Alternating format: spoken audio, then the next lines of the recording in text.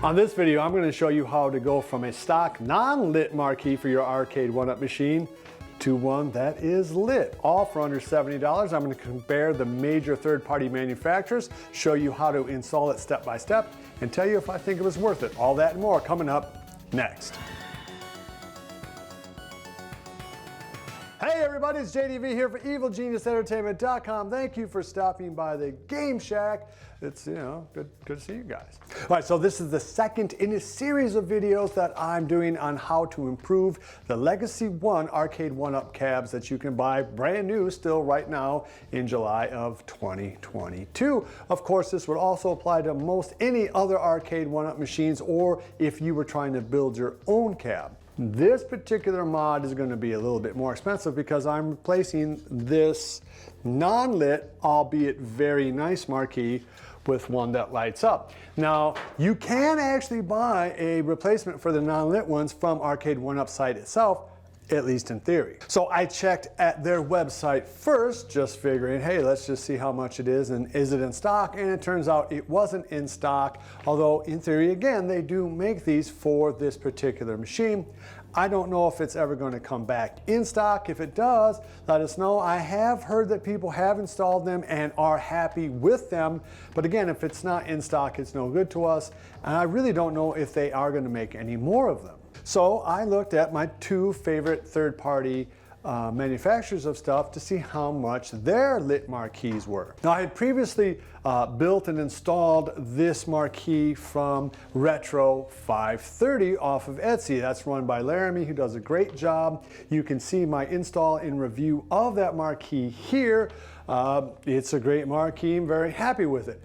I did, however, buy the DIY retro version of this, and there's a couple of reasons why, but mostly because I had not had a chance to review it yet, and it was $6 cheaper. So the DIY retro cost me $66.03, and that was shipped. It took 7 days to get here and did not come assembled. It came in a box full of packing peanuts and otherwise completely disassembled. You have to assemble it yourself, and that is probably going to be the biggest negative to anybody looking at this product. Now, on the other hand, the Retro 530 version of this cost $72, but it had free shipping. So again, you're looking at a difference of only $6, and it comes pre-assembled, which is a major plus. However, there is a much longer waiting period for this. On their website, it says 2 to 3 weeks between the time they get the order and by the time they ship it. And again, that depends on how much demand they have for that particular product, or realistically how busy they are at the time. So you could be looking at about a month before you actually got the 530 version of this marquee. I didn't want to wait a month because I wanted to have this thing ready for my 4th of July party. And as I said, I had never really tried to build the DIY retro version of this, and I was curious to see how it would look. All right, so the following video is going to be my step-by-step process on how you build the DIY retro marquee, as well as how to extend this marquee out about another inch and a half to 2 inches. So I'm placing it just a little bit closer to the front, about as far as you can bring this forward before you start to miss the mark there. And also, I didn't want it directly in my face. Here is my step-by-step video on how to install a lit marquee in a Gen 1 Mortal Kombat cab using the DIY retro kit. All right, because I want to maybe save this marquee to either for another build or just in case I mess it up, I'm going to take this marquee off and replace it with an old Space Invaders one that I already have that I know that works over here. So let's see. So I'm going to attempt to essentially swap out these things. And I'm also going to try to keep this little black spacer that came in these original cabinets, just to see if that'll get me out just a little bit further. Now, I will have to drill new pilot holes and everything, but it should put me out maybe an extra, oh, I don't know, inch to ½ inch, so just a little closer to the front. So I'm going to take this marquee off and put on the Space Invader. The key looks really, really good. Really good, really. like the colors are rich and everything. I'm almost tempted to keep it, but you know, light up marquees are just the bomb. But this is a very nice marquee, so I do want to keep it and attempt to use my other one. So let me pull out the little wood pegs and see what I can do. And let's just see if this butts up. So you can see it'll butt up pretty nicely, and it'll stick the marquee out just another little bit. And remember, there's going to be another little bit that we put on here. The one thing that I'm going to change, though, is that I want to be flush, so I'm going to go do that right now.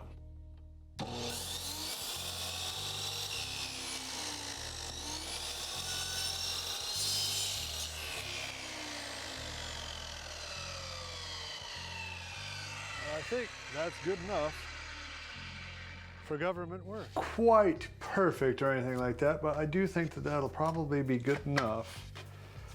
Give me a good enough edge. Give me a nice little extra bit of distance there between the front of the cabinet and the marquee itself, so I'll be able to bring it up just about 1.5 inches. All right, let's see where we're at. And check that out. Okay, so gives me about 1.25 inches extra, right, that I can butt up against that with. All right, and then underneath, there's just simply going to be a strip to cover it.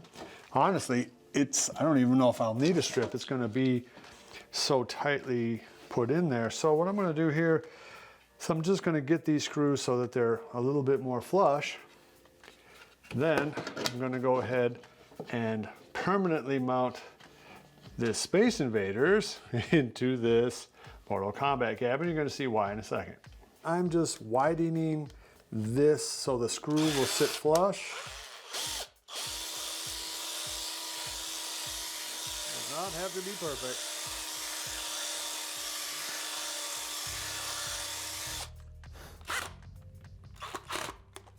Okay, and this one.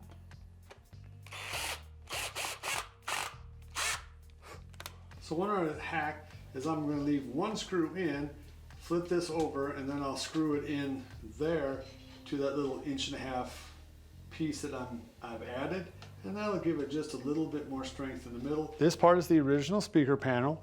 This is the additional 1.5 inches. Now this could just be the original wood marquee that came with yours, but I love that marquee actually that came with the Mortal Kombat 2 cab. So I'm going to keep that. I might even base an entire new multicade off of that for a friend of mine. And so right here, I'm going to try to put this screw into here.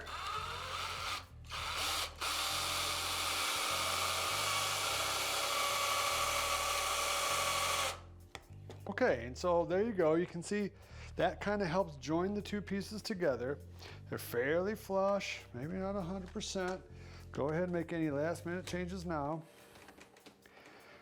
All right, so that's what I'm gonna kind of do here, right?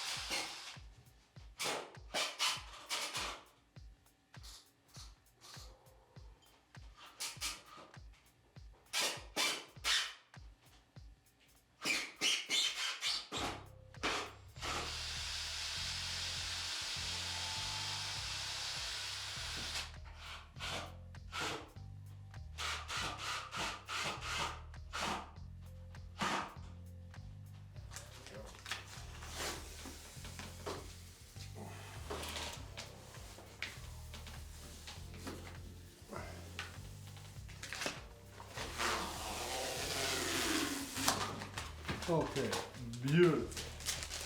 All right, so I'm just going to eyeball that there. Make it as taut now. Let's go ahead and try to get this on without getting too angry. Chances are minimal. All right, the next step in the DIY retro arcade build here is this is the plastic frame that they sent along, and it has double-sided tape. right, that we're going to affix to that Mylar here in a second. But you can see there, so here's my finger for a point of reference. This is going to add a little bit of depth as well. So this is going to put your marquee, when it's all done, just that much more closer to the front of the cab. Just peeling the tape off of this. I think I might leave the tape on the bottom, just so give myself a little bit of freedom here. Okay. Again, we'll go in. This is mighty, mighty sticky. All right, bend a little bit here. All right, heck, I'm just going for it.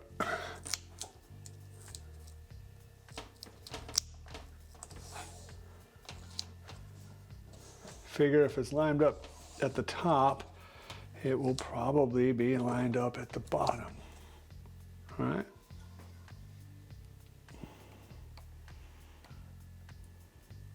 Pretty slick. It's definitely not a type of install though that you can just plug and play. I mean, you're gonna have to go through these steps.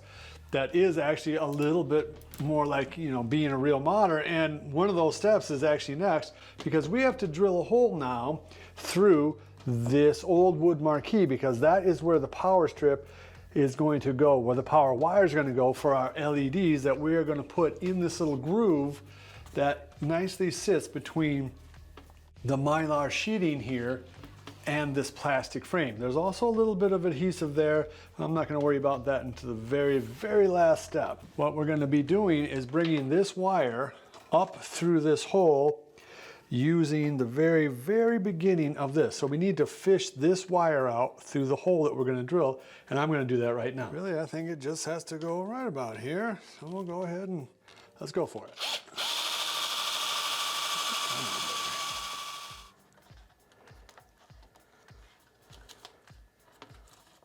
Just carefully pull it through.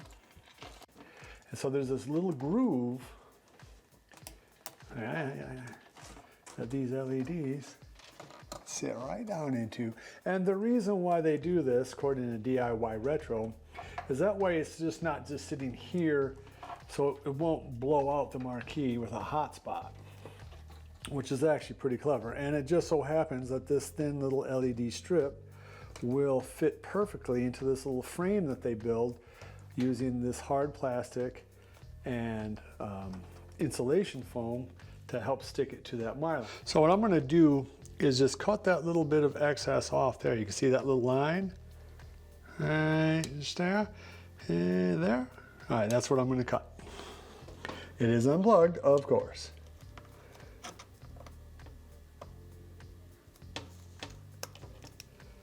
Okay, fingers crossed it works. So let's go ahead and try it out again. Let me back you up here, just so you're not totally blinded by what happens next. Let's go ahead and plug it back in and make sure it works. Okay, very good. Okay, that's looking pretty good. Put in this top screw. Now this screw.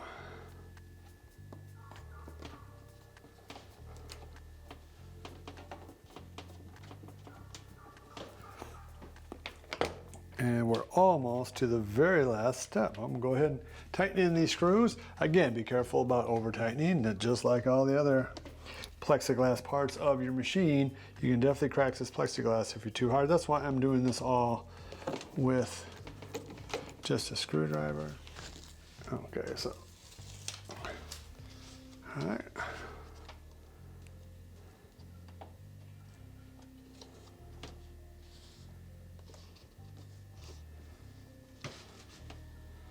And now this is material that you can get off of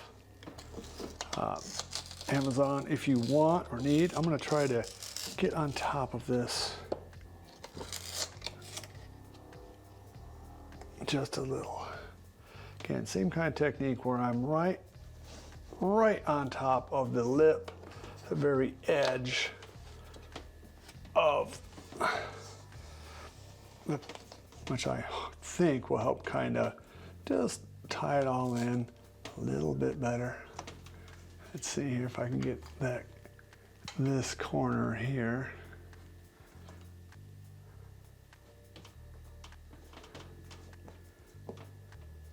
There we go. Here you can see the new lit marquee along with the gameplay. I have only one small leg lamp light on in the corner there.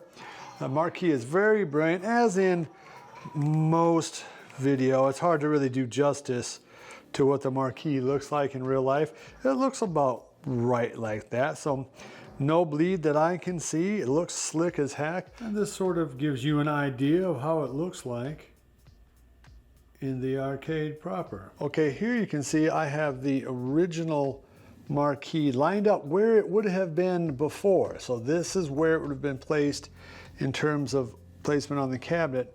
And you can now see that the new marquee comes out quite a bit further thanks to both the width of the build itself and that extra little 1.5 inch strip that I put in there.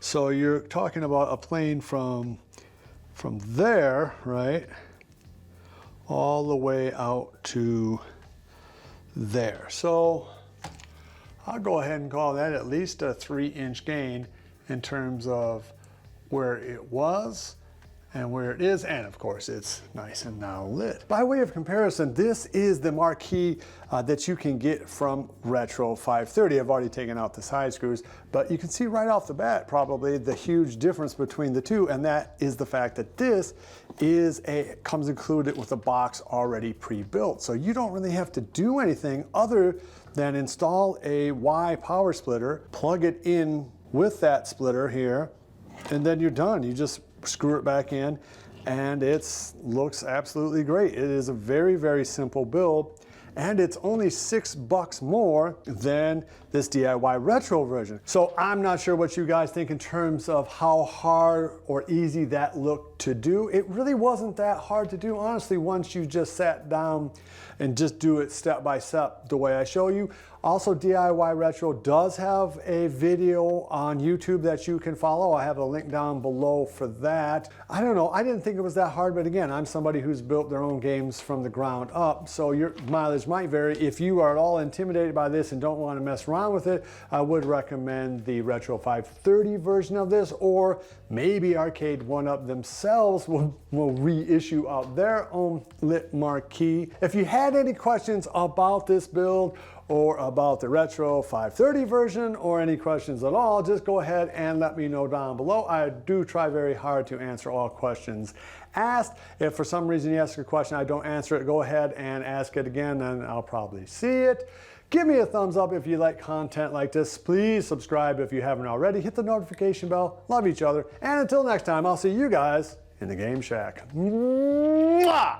Be sure to visit evilgeniusentertainment.com for exclusive content, swag, casting call news, and much, much more.